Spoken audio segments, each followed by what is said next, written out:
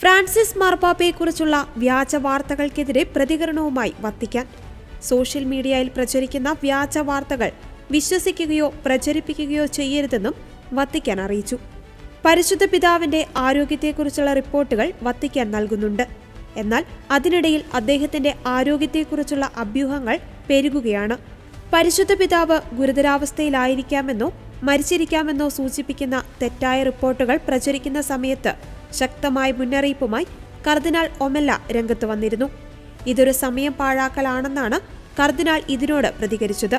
പാപ്പയുടെ രാജിയെ സംബന്ധിച്ച വ്യാജ വാർത്തകളും പുറത്തുവരുന്നുണ്ട്. ഫ്രാൻസിസ് മാർപ്പാപ്പയുടെ ആരോഗ്യത്തെക്കുറിച്ചുള്ള ആശങ്ക മനസ്സിലാക്കാവുന്നതേയുള്ളൂവെന്ന് പൊന്തിഫിക്കൽ അക്കാദമി ഫോർ ലൈഫിന്റെ പ്രസിഡന്റ് വിൻസെൻസോ പഗ്ലിയ പറഞ്ഞു.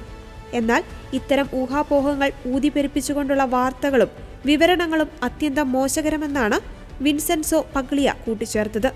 തെറ്റിദ്ധാരണകൾ പരത്തുന്ന വാർത്തകളിൽ നിന്നും ശരിയായ വാർത്ത കണ്ടെത്തുന്നതിനായി സഭയുടെ അംഗീകൃത മാധ്യമങ്ങൾ പരിശോധിക്കുക എന്നതാണ് ഏറ്റവും അനുയോജ്യമായ രീതി. ആർട്ടിഫിഷ്യൽ ഇന്റലിജൻസ് ഉപയോഗിച്ച് നടത്തുന്ന കുറ്റകൃത്യങ്ങളെക്കുറിച്ചും ജനം ബോധവാന്മാരായിരിക്കണം. കൂടാതെ പുറത്തുവരുന്ന വാർത്തകളുടെ സമയവും തീയതിയും വിശ്വാസികൾ വ്യക്തമായി പരിശോധിക്കണം.